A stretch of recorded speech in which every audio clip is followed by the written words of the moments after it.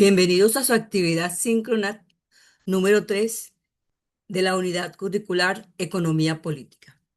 Les habla su facilitadora virtual, la profesora Pilar Herrera.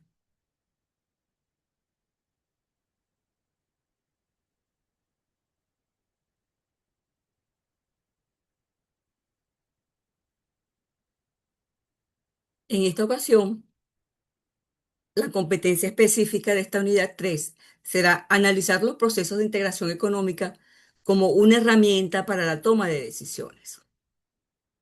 El tema de estudio, los procesos de integración. Los procesos de integración económica en el siglo XXI a nivel mundial y en especial para Venezuela.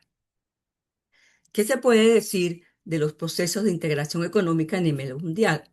Bueno, que estos se formaron a través de una clasificación, a través de niveles o vamos a llamarlo así, etapas.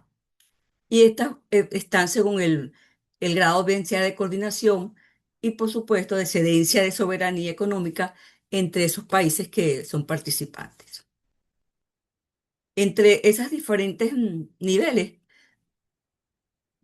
que en los que se forman y que van a ir avanzando, tenemos que un primer acuerdo entre ellos se llama la zona preferencial o de acuerdo de preferencias arancelarias, que lo primero que ellas buscan es la reducción, por supuesto, una reducción en parte o parcial y selectiva de algunos productos o bienes, por supuesto, sin eliminar todo, son parte de su reducción de aranceles. Luego pasan a una zona de libre comercio, que allí sí hay una eliminación de aranceles y cuotas entre miembros, pero mantienen una política comercial externa. A su vez, luego se fue formar una unión aduanera. Es allí donde aparece pues, el arancel externo común frente a terceros. Luego se forma el mercado común, que es una unión aduanera, ¿verdad? Una unión aduanera con, con, con libre circulación de factores, bien sea trabajo, pues, capital humano, talento humano, de capital. Tenemos como ejemplo, desde el punto de vista parcial, Mercosur, que después pasa a ser de ese mercado común, luego pasa a ser una unión económica, que pues por supuesto también está formado por ese mismo mercado común, pero con una política económica coordinada y puede luego pasarse a una unión monetaria, que muchas veces conjuntamente convive la unión económica y la unión monetaria. Un ejemplo de ello es la eurozona.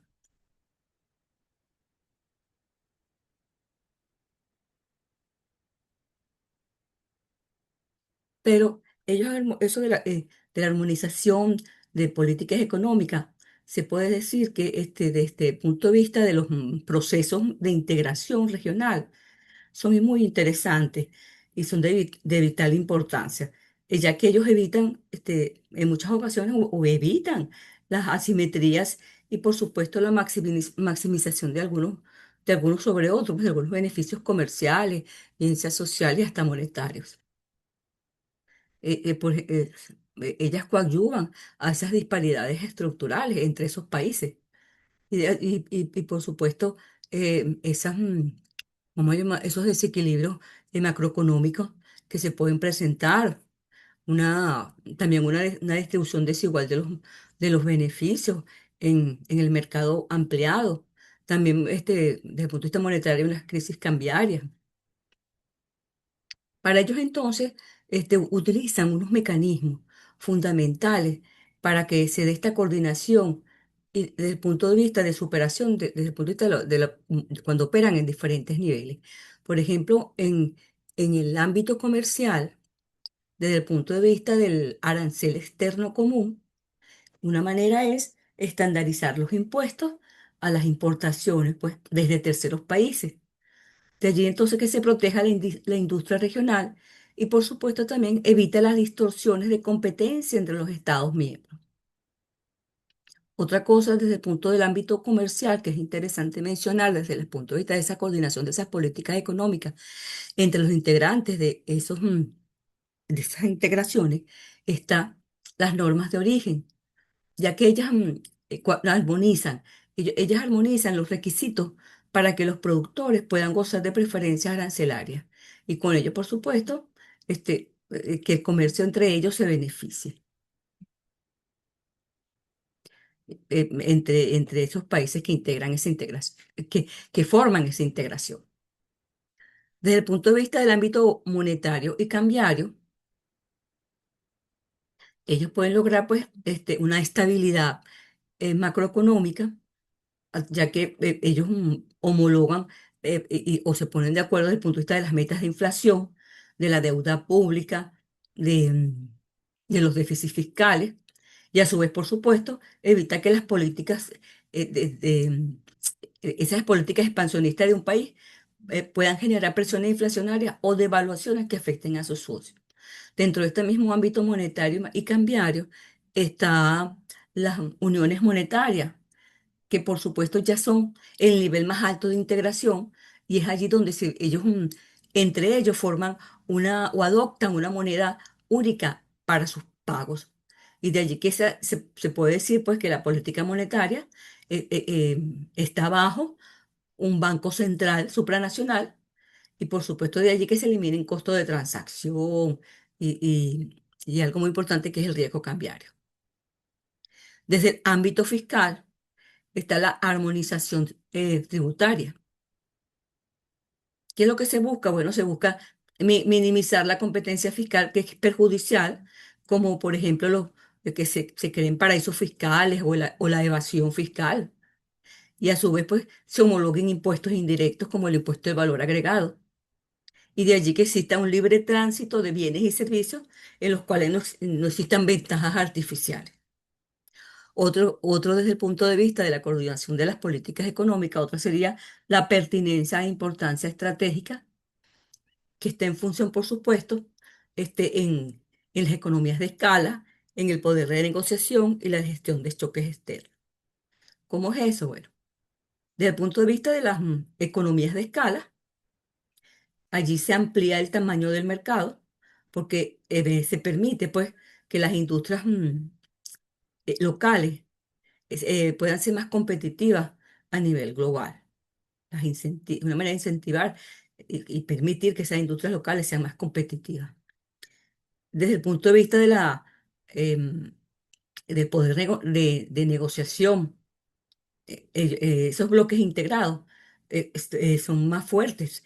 Puede decirse que tienen un mayor peso económico, un mayor peso político a la hora de negociar tratados de libre comercio o con otras potencias o bloques. Por ejemplo, cuando quieran tratar cosas entre el Mercosur o la Unión Europea. Eso les facilita ese poder de negociación desde el punto de vista de la importancia estratégica. Otra es la gestión de choques externos, que eso es así que es una política que está coordinada y funciona pues como algo que aguanta y permite que las crisis regionales se atiendan de manera entre ellos, que sea conjunta por supuesto aislando aquellas economías que son más vulnerables. De ahí entonces que hoy día estos procesos de integración económica a nivel mundial son históricos, son dinámicos y que las regiones pues pueden profundizar o profundizan su interdependencia, bien sea porque reducen los aranceles comerciales, coordinan entre ellos sus políticas económicas y a su vez crean acuerdos entre instituciones De allí entonces que se fortalezca o se impulse la globalización, la búsqueda de eficiencia productiva entre esas naciones y un avance en las tecnologías. Podemos decir que en el siglo XXI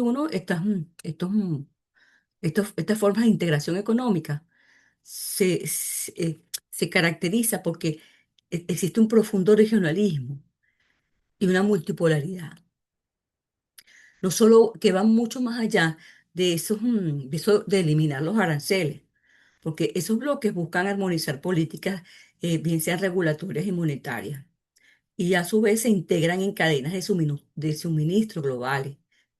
Un ejemplo de ellos tenemos el TECMEC y la Unión Europea, porque tratan de impulsar bloques, también tratan de que,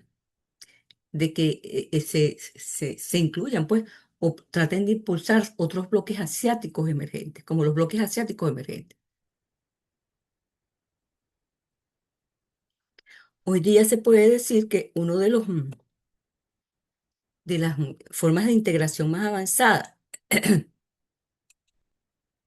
es la Unión Europea, ya que ella logró llegar hasta en su política monetaria el intercambio a través de bienes y servicios o el pago de esos bienes y servicios entre los países miembros a través de una moneda única como es el euro. Ella se integra de manera general y por supuesto ese modelo es un modelo de organización único y que persigue una integración no solo económica sino política y a su vez se fortalece desde el punto de vista de sus instituciones y con una amplia autonomía jurídica, administrativa y presupuestaria. Entonces, una cosa que los fortalece es la atribución a las instancias supranacionales que tienen competencias de naturaleza legislativa. ¿Qué podemos decir nosotros con respecto a América Latina, o mejor dicho, con respecto a la integración de los países de América Latina?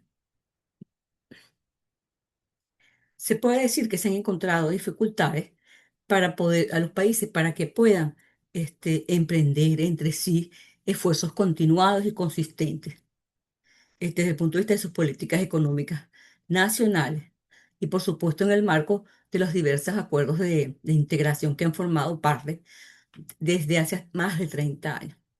Se suele pues atribuir a factores totales como el bajo grado de interdependencia en esas economías de esa región, pues.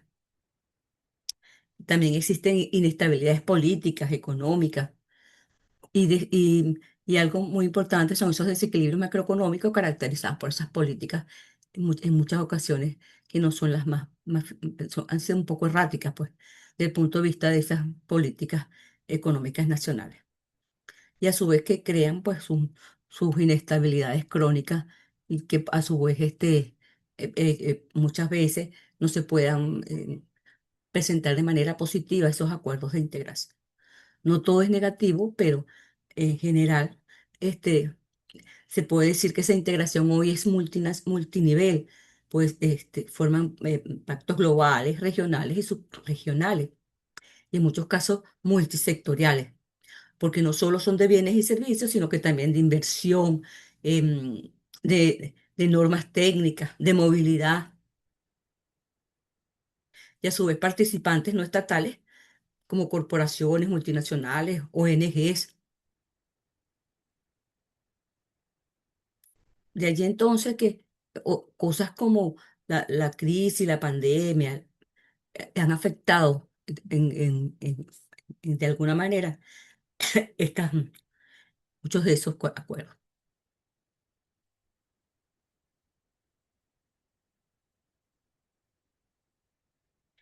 Pero sí podemos mencionar algunos de esos procesos de integración en América Latina y el Caribe que para el 2026 están allí, están formados esos países a través de esos procesos de integración regional en América Latina y el Caribe. Ellos se enfocan desde el punto de vista de en una convergencia pragmática y, por supuesto, en esa resiliencia de las cadenas de valor frente, por supuesto, a ese reordenamiento global.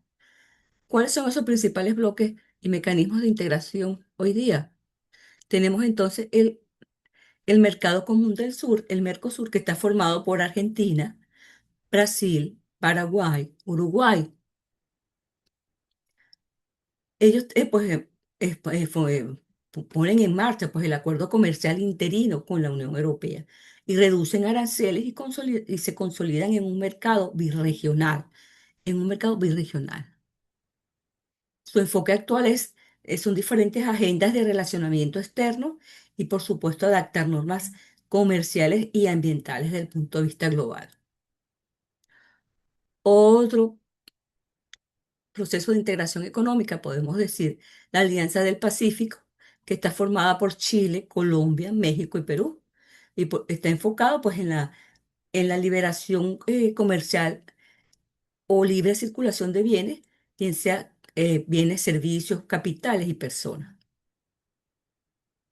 También ellos tienen una cooperación educativa entre ellos y gestionan activamente diferentes convocatorias desde el punto de vista académico y de movilidad estudiantil. Desde el punto de vista de la Comunidad Andina de Naciones, los miembros son Bolivia, Colombia, Ecuador y Perú. Busca una zona de libre comercio que está fortalecida por la integración fronteriza y, por supuesto, con una coordinación aduanera y migratoria entre ellos. También está el SICA, que es un sistema de integración centroamericana y está formado por países centroamericanos, pues Belice, Costa Rica, El Salvador, Guatemala y Honduras, Nicaragua, Panamá y República Dominicana.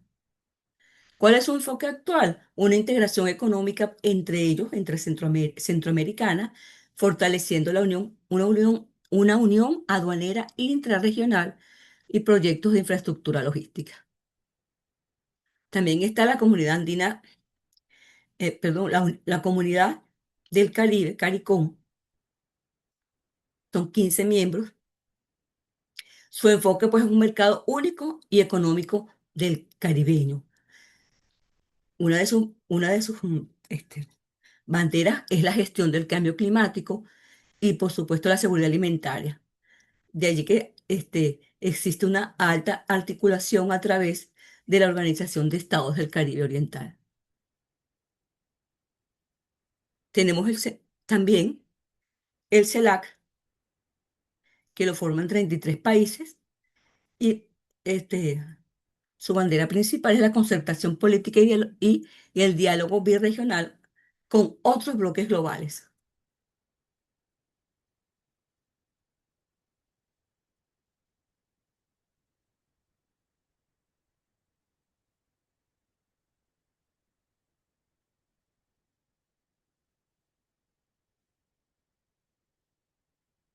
¿Qué podemos decir del proceso de integración económica en Venezuela? Podemos decir que Venezuela ha tratado, por supuesto, de formar o ha evolucionado, vamos a decirlo así, de modelos de corte comercial y arancelario en la segunda mitad del siglo XX hacia esquema de corte geopolítico, ideológico y de una cooperación energética en el siglo XXI. Esa evolución histórica, vamos a llamarlo así, sí, de evolución histórica, lo vamos a dividir en cuatro partes. En los inicios comerciales, la apertura y liberalización, la integración política y alternativas, y vamos a hablar de la actualidad y la reconfiguración. Esos llamados inicios comerciales, podemos decir que es a partir de 1961, con la ALA en Venezuela, se adhirió o se unió a la Asociación Latinoamericana de Libre Comercio.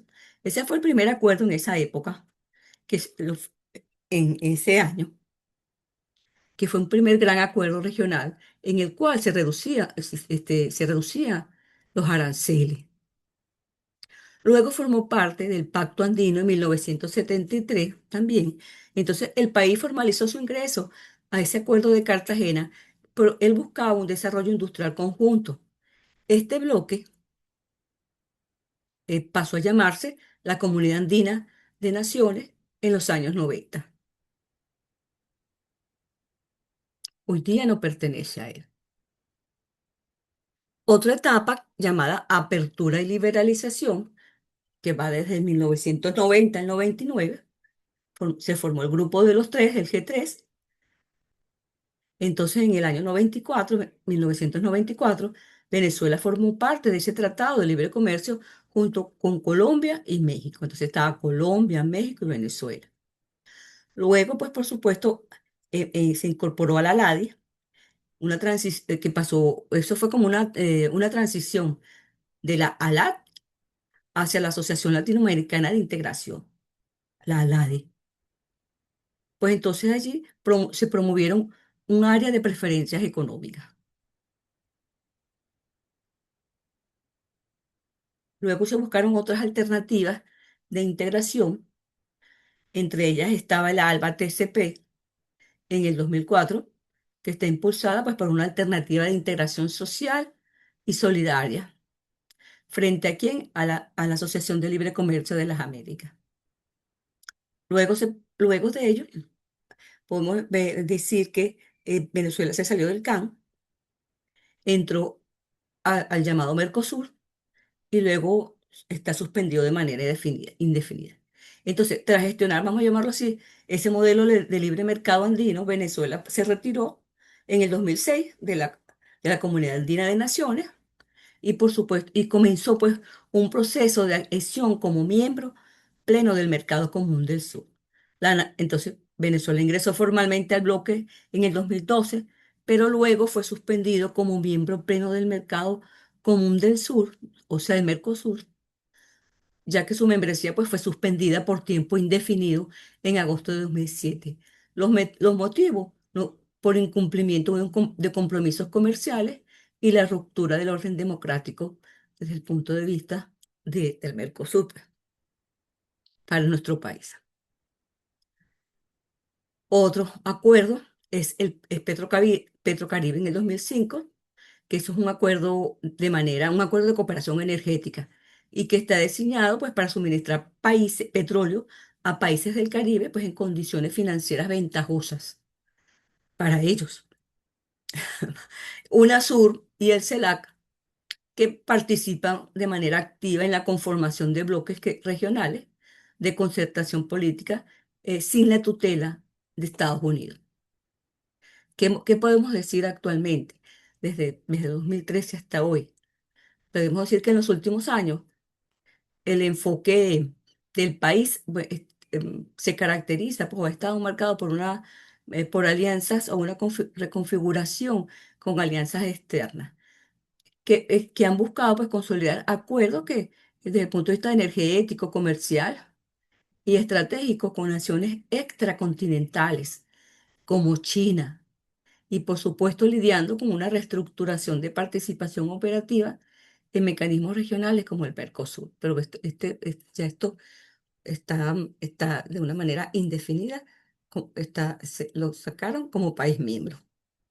En cuanto a las estrategias regionales, podemos destacar que especialmente es su relación con Colombia en el ámbito económico, porque es por su cercanía sobre todo y la dinámica que ha dado un giro histórico también con los Estados Unidos, que pasamos a ser una economía tutelada, que está basada en la apertura petrolera y en la flexibilización de sanciones bajo la supervisión directa. Recuérdense que una de las cosas que ha impedido en mucha, de una forma estructural, nos ha afectado y ha sido bastante rígido, son las sanciones impuestas por los Estados Unidos a través del comercio y de todo punto de vista para Venezuela, desde el punto de vista a nivel mundial, pues.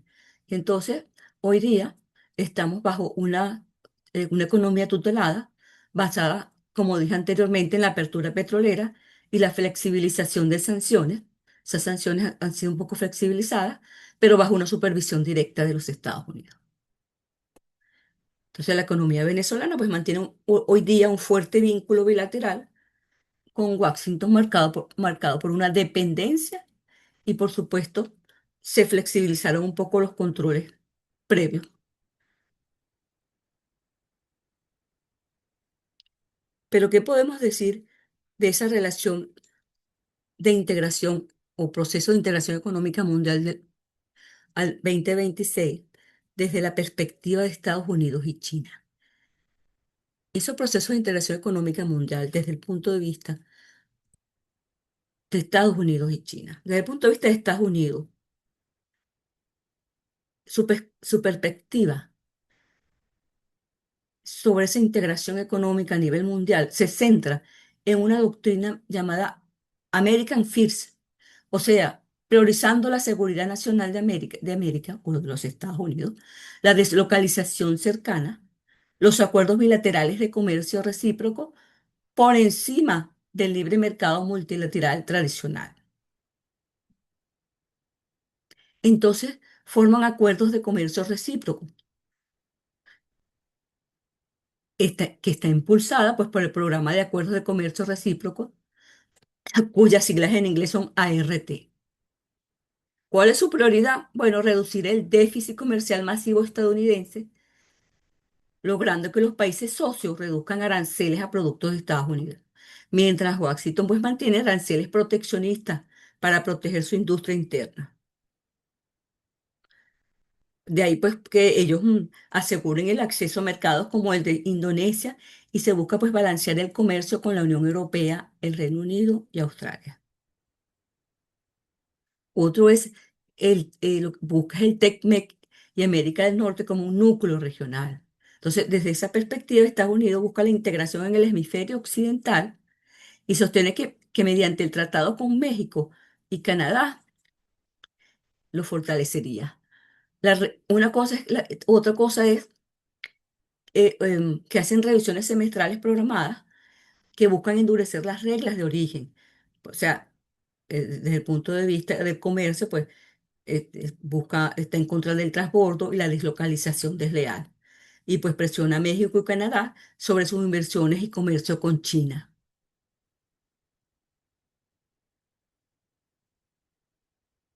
Otra cosa es cómo maneja la relación con China y sectores críticos. La política estadounidense es rechazar la dependencia de cadenas de suministros globales vulnerables o controladas por economías que no son de mercado. En este caso, la economía comunista, pues. Entonces, su objetivo central, entonces, es el suministro de minerales estratégicos claves para su transición energética y tecnológica. ¿A través de qué? A través de alianzas seguras y restricciones de precios para evitar las distorsiones del mercado.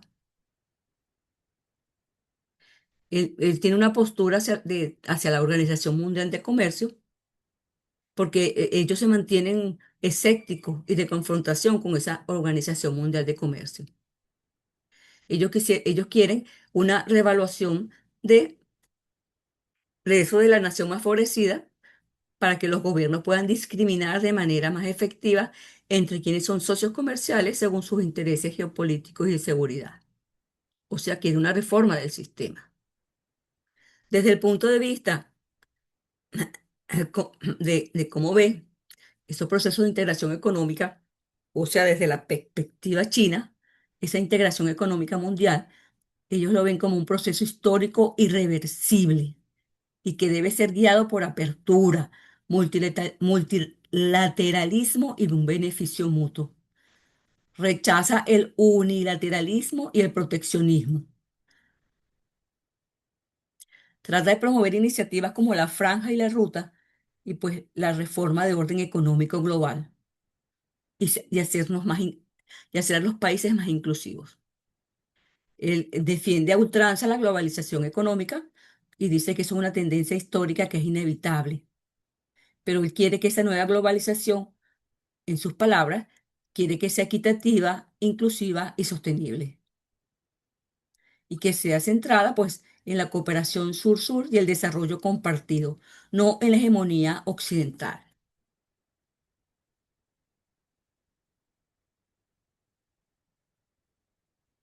Entonces, esas reglas están respaldadas por la Organización Mundial de Comercio y pues construye alternativas complementarias como el BRIC, el Banco Asiático de Inversión de Infraestructura y Cooperación en la ASEAN, en la CELAC y en el BRIC. Y enfatiza pues comunidades de futuro compartidos para la humanidad. Y rechaza la fragmentación económica causada por guerras comerciales, especialmente de Estados Unidos. Y a su vez busca resiliencia mediante un nuevo paradigma de desarrollo. Busca la innovación y la tecnología, impulsa la integración con nuevas áreas, la digitalización, o sea, el comercio electrónico transfronterizo y la transición verde, la gobernanza global del ciberespacio y la innovación tecnológica a través de la computación, la inteligencia artificial. Y por supuesto, quiere liderar las normas del siglo XXI sin desmantelar el sistema existente, sino reformarlo. De ahí entonces que cada uno tiene su posición. Algunos tienen cosas válidas, porque no se puede menospreciar, no se puede dejar de entender a Estados Unidos por la entrada de importación, la gran entrada de productos y de bienes chinos que también que pueden afectar a su economía. Tiene que tomar sus medidas. Y por supuesto, a su vez, China también tiene que tomar sus medidas desde el punto de vista de que va a perder mucho comercio a nivel internacional con tantos inconvenientes o cosas que quiere el gobierno en los Estados Unidos. De ahí entonces no me queda más que decirles que cualquier sugerencia, comentario o duda lo pueden hacer a través de la plataforma virtual de la Universidad Bicentenaria de Aragua. Sueña, haz que suceda.